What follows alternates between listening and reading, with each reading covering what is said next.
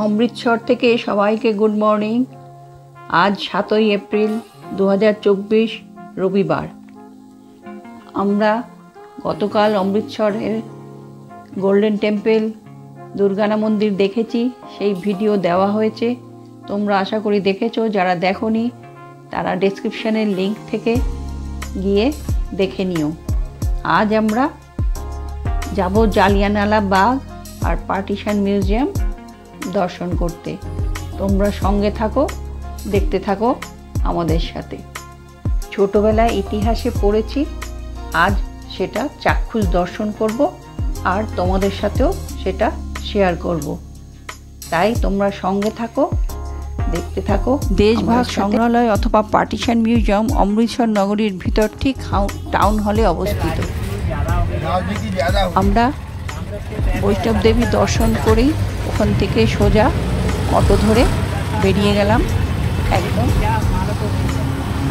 এই partition museum প্রথমে দর্শন করব, তারপরে যাব জালিয়ানওয়ালা বাগ দর্শন করতে। আপনারা অমৃতসর স্টেশন থেকেও এখানে আসতে পারেন।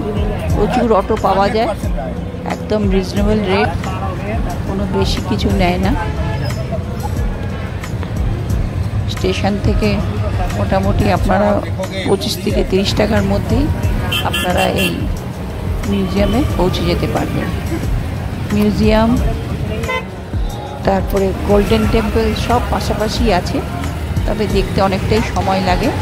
তাই আমরা গতকাল রাতে স্বর্ণ মন্দিরটা দর্শন করে নিয়েছি, আর আজকে এই জালিয়ানওয়ালা বাগ আর এই পার্টিশন মিউজিয়াম দর্শন করব। এই পার্টিশন মিউজিয়ামে দেশভাগ সংগ্রহালয় অথবা পার্টিশন মিউজিয়াম অমৃতসর নগরীর ভিতর টাউন হলে অবস্থিত একটি সার্বজনীন সংগ্রহালয়।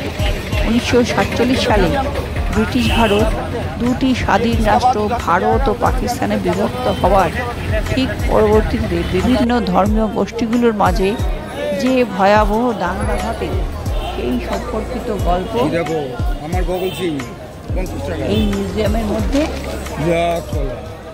হরেক রকম উপকরণ এবং নথিগুলোর একটি কেন্দ্রীয় ভাণ্ডার এই দেশভাগ সংগ্রহালয় বা মিউজিয়াম। সংগ্রহালয়টি 25শে আগস্ট 2017 সালে উদ্বোধন করা হয়।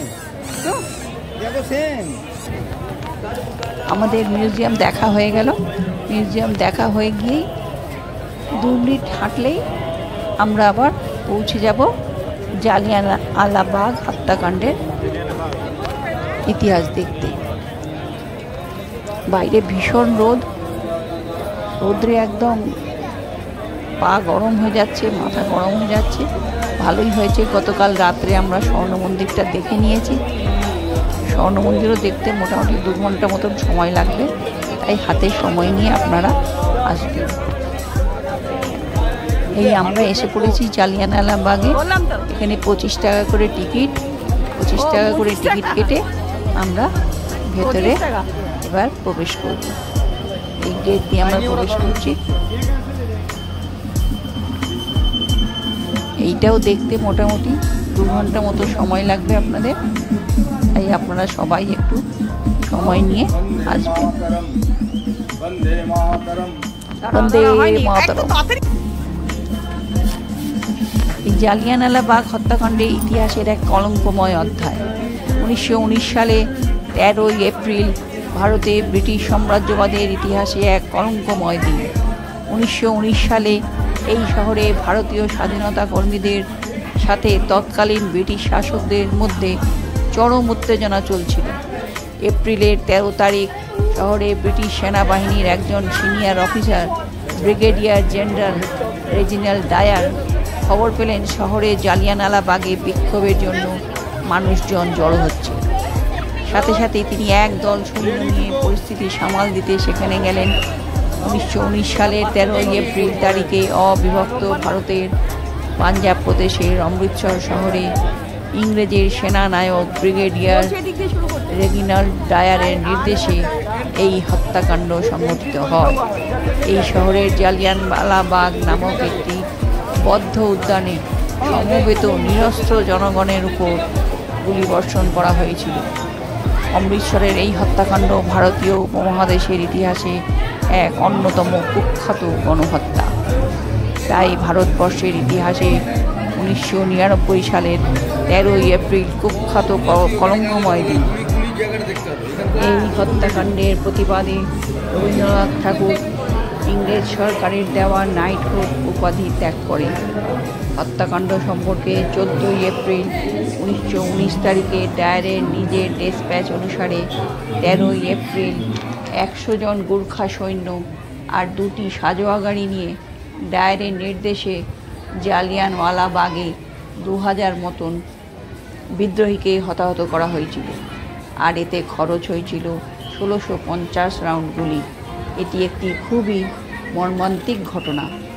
জালিয়ানওয়ালাবাগের মাঝখানে কুয়োতে পাথর ফেলে কিছু মানুষকে জীবন্ত পতিত করা হয়।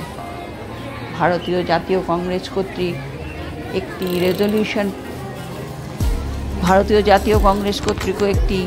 রেজলিউশন পাস হওয়ার পর 1920 সালে একটি ট্রাস্ট প্রতিষ্ঠিত হয় একটি স্মারক নির্মাণের জন্য। 1923 সালে ট্রাস্ট এই প্রকল্পের জন্য জমি কিনে নেয়।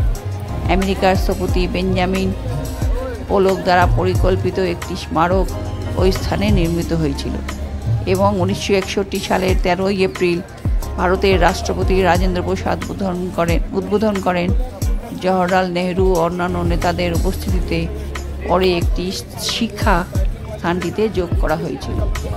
বুলেট ও গুলির চিহ্ন দেওয়ালের মধ্যে আজও অস্তিত্ব পরিষ্কার দেখা যায়। এই যে দেখছেন দেওয়াল, এখানে অনেকগুলো 3খানা গ্যালারি আছে।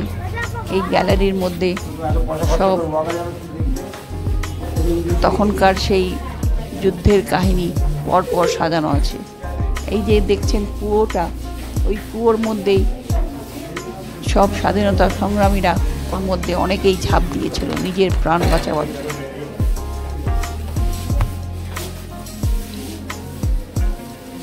এই হচ্ছে গ্যালারি। এখানে 4টে গ্যালারি আছে এবং লাইট অ্যান্ড শোরও এখানে দেখতে পারেন আপনারা টিকিট কেটে, কিন্তু আমাদের সময়ের অভাবে আমরা এই লাইট অ্যান্ড শো এই পিকচার দেখতে পারি।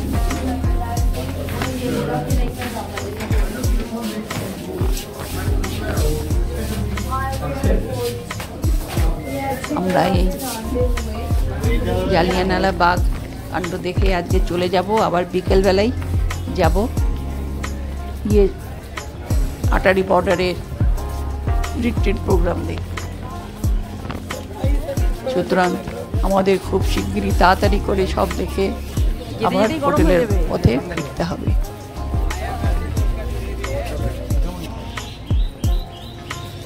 এই পুরো জালিয়ানওয়ালাবাগ এই পুরোটা দেখতে মোটামুটি 2 ঘন্টা মতো সময় নিয়ে গেলে ভালো মতন দেখতে পারবেন। এটি এমন একটি উদ্যান এখানে আর কোনো গেট নেই, পুরো পাঁচিল দিয়ে ঘেরা। একবার ভেতরে ঢুকে পড়লে এখানে গেট বন্ধ করে দিলে আর কেউ বাইরে বেরোতে পারবে না।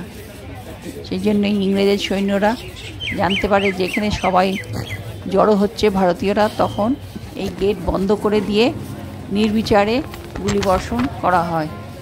এই গুলিতে প্রায় 2000 জন লোকে মারা যায়। এই দেখুন, এই দেওয়ালে এখনো পর্যন্ত সেই গুলির দাগ রয়েছে, যেগুলো স্কোয়ার স্কোয়ার করা, এগুলো সব গুলির দাগ।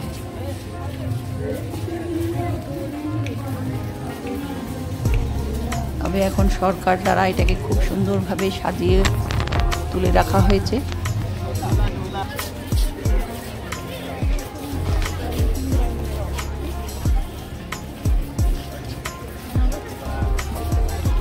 এই স্মারকগুলি নতুন নতুন সব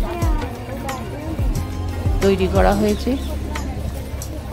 আমরা যখন গেছি তখন এক স্কুলেরও প্রচুর বাচ্চারা এখানে এসছিল এই স্মারকলিপি দেখতে।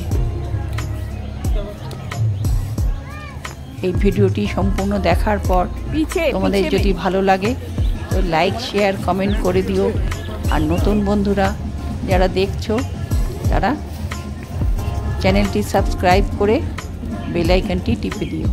এই হচ্ছে সেই কুয়ো, যেই কুয়োতে নির্বিচারে সবাই যখন গুলিবর্ষণ হয় তখন এসে ঠিক কুয়োর মধ্যে ঝাঁপ দিয়েছিল।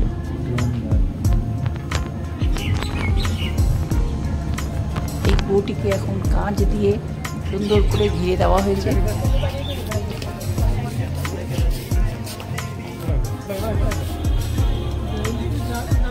এই সেই বুলেট মার্কস এখনো দেখা যাচ্ছে পরিষ্কার। তারপরে আবার আমাদের দেশকে স্বাধীন করার জন্য এই স্বাধীনতা সংগ্রামীরা কত কষ্ট করে গেছে, সুতরাং তাদেরকে সত্যি একবার স্যালুট জানাতেই হয়। आदेश से बिना कोई चेतावनी दिए उन लोगों पर चलाया गया जो यहाँ पर विरोध करने के लिए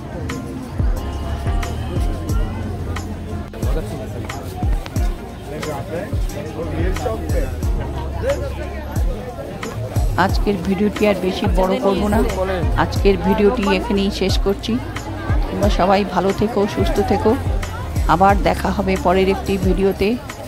আমাদের এই দেশের স্বাধীনতা সংগ্রামীর জন্য সবাই মিলে একবার বলো বন্দে মাতরম, বন্দে মাতরম, জয় হিন্দ, জয় হিন্দ।